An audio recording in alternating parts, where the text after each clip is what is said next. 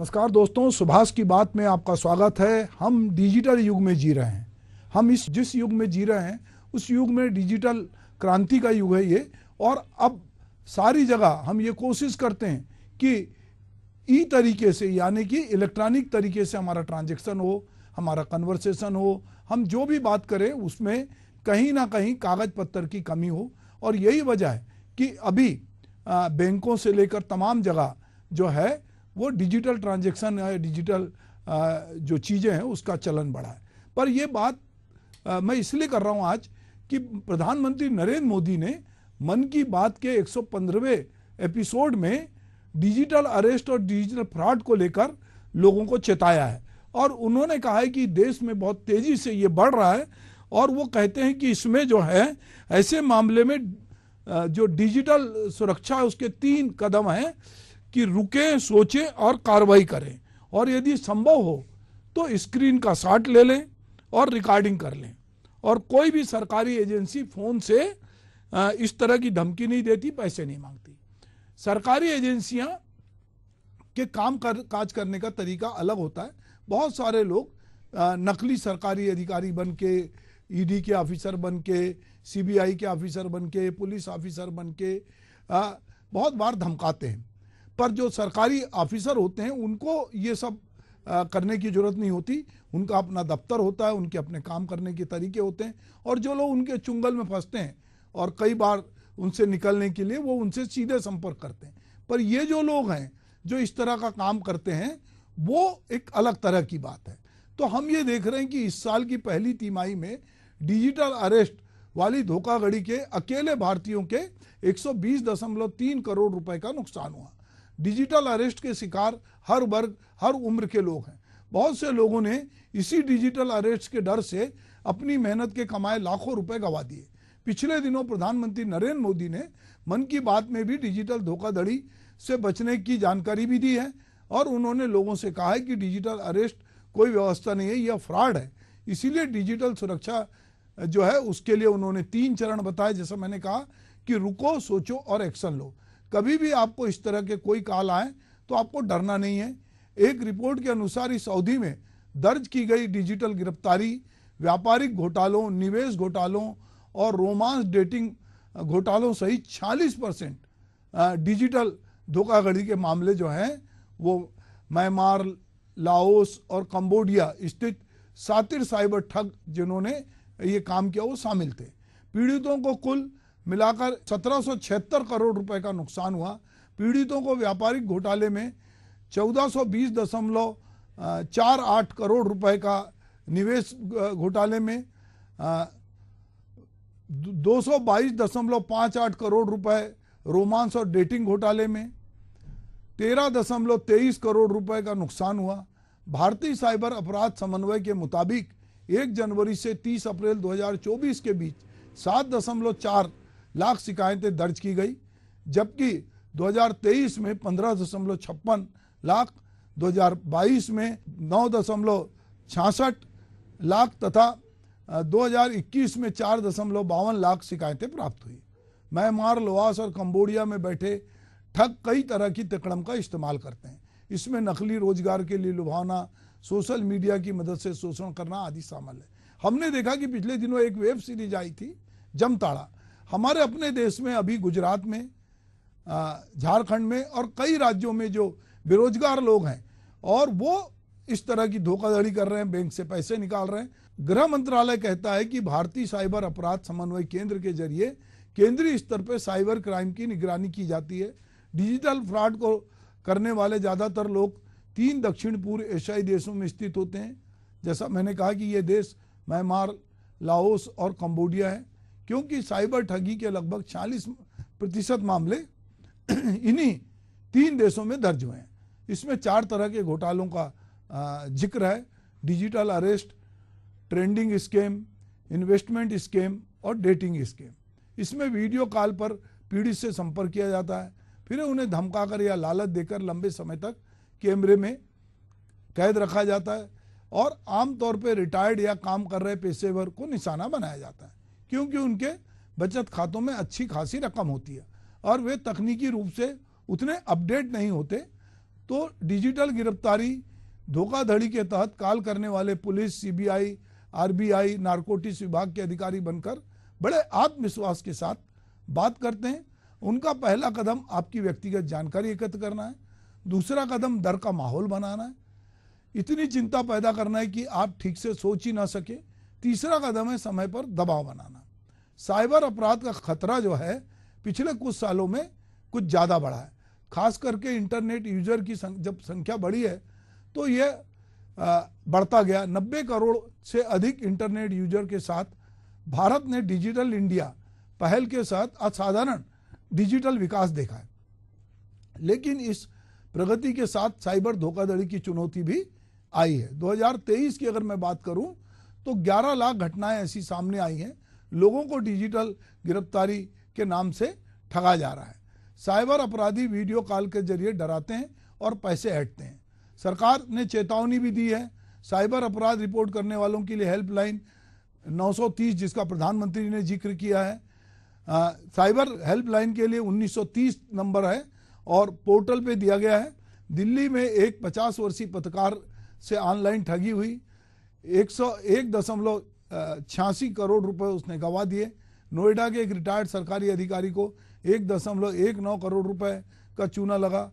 अहमदाबाद की 27 वर्षीय महिला को साइबर अपराधियों ने 5 लाख रुपए ऐंठने के पहले बेकम पर कपड़े उतारने के लिए मजबूर किया। इन सभी मामलों में एक बात समान थी, पीड़ित को डिजिटल गिरफ्तारी के तहत रखा गया। राष्ट्रीय अपराध रिकॉर्ड ब्यूरो यानी कि एनसीआरबी के आंकड़ों के मुताबिक पिछले कुछ वर्ष में साइबर अपराधों में जबरदस्त बढ़ोतरी देखी गई है।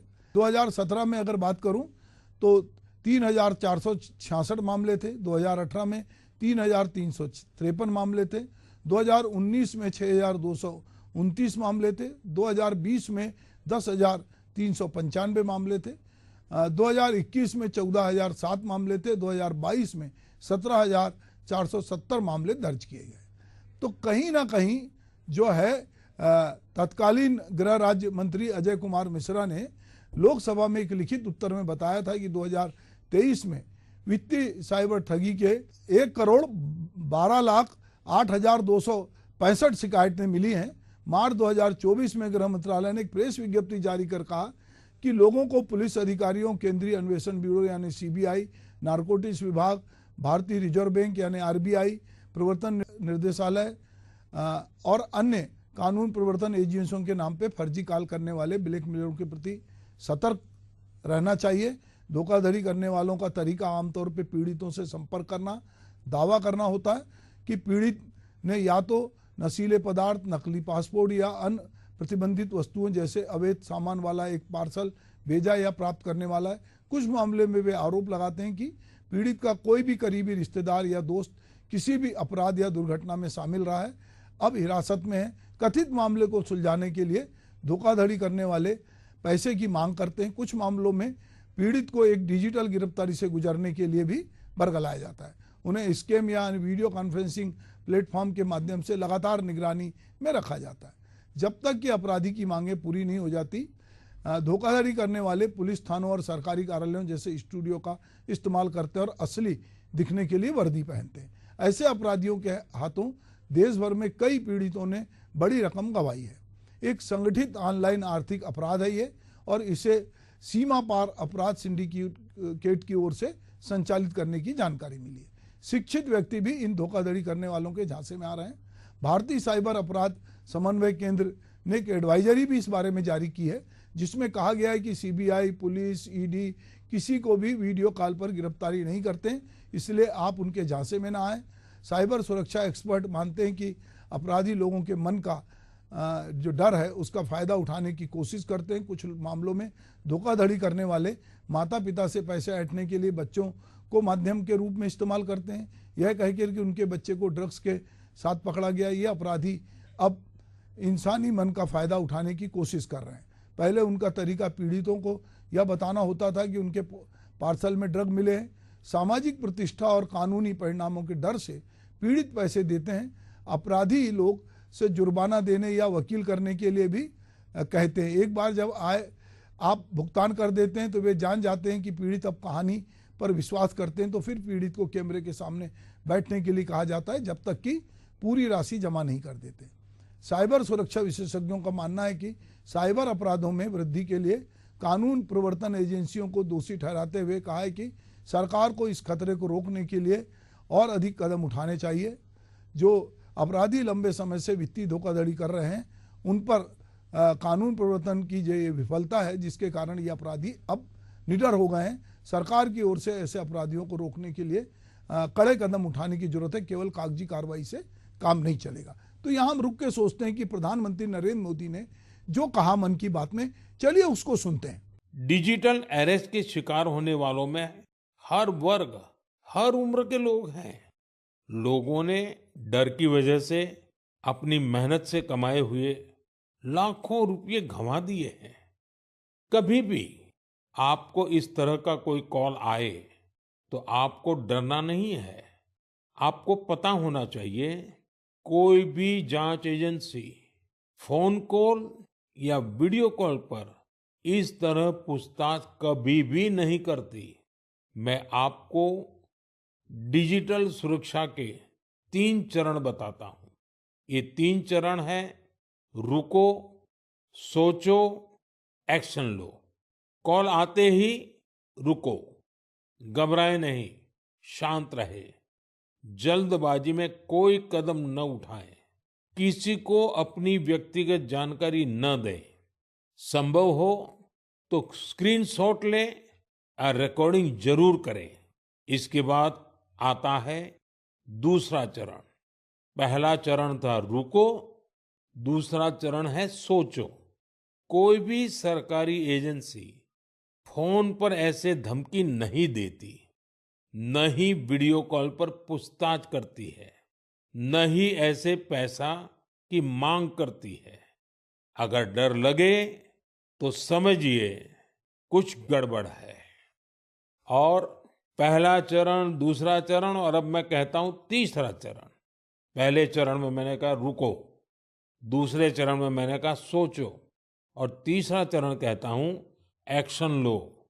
राष्ट्रीय साइबर हेल्पलाइन 1930 डायल करें, cybercrime.gov.in पर रिपोर्ट करें, परिवार और पुलिस को सूचित करें, सबूत सुरक्षित रखें।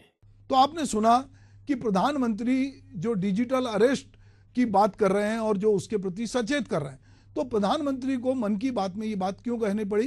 क्योंकि ये अपराध बहुत तेजी से बढ़ रहे हैं और लोग इसके झांसे में आ रहे हैं। अभी हम देखते हैं कि बहुत सारे, अगर हम रायपुर, भोपाल, लखनऊ, ये तमाम शहरों की बात करें तो यहाँ पर बहुत सारे कॉल आते हैं जिसमें किसी व्यक्ति से कपड़े उतारने कहा जाता है, उसका वीडियो बना लेता है और उसमें कोई महिला की आवाज़ होती है और फिर बाद में उसका वीडियो दिखा के उसको ये डर दिलाया जाता है कि ये हम आपका वीडियो सार्वजनिक कर देंगे। तो इस तरह की घटनाएं बहुत तेज़ी से बढ़ रही हैं। बहुत बार आपसे कोई एक ऐप के जरिए कोई आपको नंबर भेजकर आपके मोबाइल से भी पैसा निकाल लेते हैं, जो आप डिजिटल ट्रांजैक्शन करते हैं उससे भी पैसा लोग निकाल लेते हैं। तो कई तरह के फ्रॉड होते हैं और आए दिन हर आदमी के पास बहुत सारे अननोन कॉल आते हैं। आपने यदि अपने फ़ोन पर अननोन कॉल उठा रहे हैं या आप ट्रू कॉलर का इस्तेमाल नहीं कर रहे हैं तो भी आप फंसते हैं। तो बहुत बार आदमी उत्सुकतावश की, कोई मेरा पहचान का आदमी फ़ोन कर रहा होगा या कहीं से फ़ोन कर रहा होगा, फ़ोन उठा लेते हैं। जो लोग लैपटॉप पे काम करते हैं, मोबाइल पे काम करते हैं, वो यदि अपना पासवर्ड हमेशा एक जैसा रखते हैं और उसमें बहुत चेंज नहीं करते और कहीं ना कहीं अगर उनका पासवर्ड लीक हो जाता है या उनके मोबाइल पे कोई जानकारी है और वो हैक हो जाती है, कोई फ़ोटोग्राफ है उनके, वो अगर वो बहुत कहना चाहिए इंटीमेट फोटोग्राफ हैं तो उसको भी लोग हैक कर लेते हैं। आजकल हम सुनते हैं कि डाटा बेचने की भी बहुत खबरें आती हैं। हम जहाँ भी जाते हैं वहाँ लोग हमसे हमारा ईमेल मांगते हैं। होटलों में हमसे लोग जो है हमारा कहते हैं कि आधार कार्ड दे दीजिए, आप अपना परिचय पत्र दे दीजिए, आप अपना पैन कार्ड दे दीजिए। बहुत सारी हमारी आईडी जो है यहाँ वहाँ जाती है और एक दूसरे से लिंक है। तो ये जो लोग हैं, जो हैकर्स हैं, ये बहुत सारी जानकारी यहाँ वहाँ से कलेक्ट करते हैं और फिर लोगों को डराकर धमकाकर वो उनसे पैसे हटते हैं और कई तरह की ब्लैकमेलिंग करते हैं। तो अब हमको ये नए युग में हम डिजिटल का उपयोग तो नहीं रोक सकते, अब डिजिटल मनी के जरिए ही हम बहुत ट्रांजैक्शन करते हैं, हम बहुत सारे ईमेल के जरिए अपना काम करते हैं, हम बहुत सारी टिकटें जो है अलग अलग ऐप से बुक करते हैं, हम सिनेमा उसके जरिए देखते हैं। तो निश्चित रूप से प्रधानमंत्री नरेंद्र मोदी डिजिटल अरेस्ट से बचने को लेकर लोगों को जो 3 मंत्र दे रहे हैं उसको हमको ध्यान रखना है। और ये एक प्रकार का फ्रॉड है, फरेब है, झूठ है, और ये झूठ जो है ये बदमाशों का गिरोह है, और जो लोग ये कर रहे हैं वो समाज के दुश्मन हैं। उनके नाम पर जो फरेब चल रहा है उससे निपटने के लिए तमाम राज्य एजेंसियां, जो जांच एजेंसियां हैं, राज्य सरकार के साथ मिलकर काम कर रही हैं। पर इन एजेंसियों में तालमेल बनाने के लिए नेशनल साइबर कोऑर्डिनेशन सेंटर की स्थापना की गई है। प्रधानमंत्री नरेंद्र मोदी ने कि आपको डिजिटल सुरक्षा के लिए जो 3 चरण है कि रुको, सोचो और एक्शन लो, और काल आते ही रुको, घबराओ नहीं, शांत रहो, जल्दबाजी में कोई कदम ना उठाओ, किसी को अपनी व्यक्तिगत जानकारी ना दो, संभव हो तो स्क्रीनशॉट लो और उसकी रिकॉर्डिंग करो। तो ये जब प्रधानमंत्री कह रहे हैं, किसी देश का प्रधानमंत्री ये कह रहा है, तो निश्चित रूप से ये गंभीर समस्या है और हमको इसको समझना पड़ेगा। प्रधानमंत्री की अपील जो है या जो उनका एक समझाइश है और जो वो बता रहे हैं वो बहुत काम की चीज़ है। तो तब भी आप किसी भी प्रकार का डिजिटल लेन देन करें, डिजिटल जानकारी शेयर करें, या आप किसी भी तरह का कोई फ़ोन आए तो घबराएं नहीं, पहले उसको देखें, सोचें और उसके बारे में फिर कोई निर्णय लें। नमस्कार।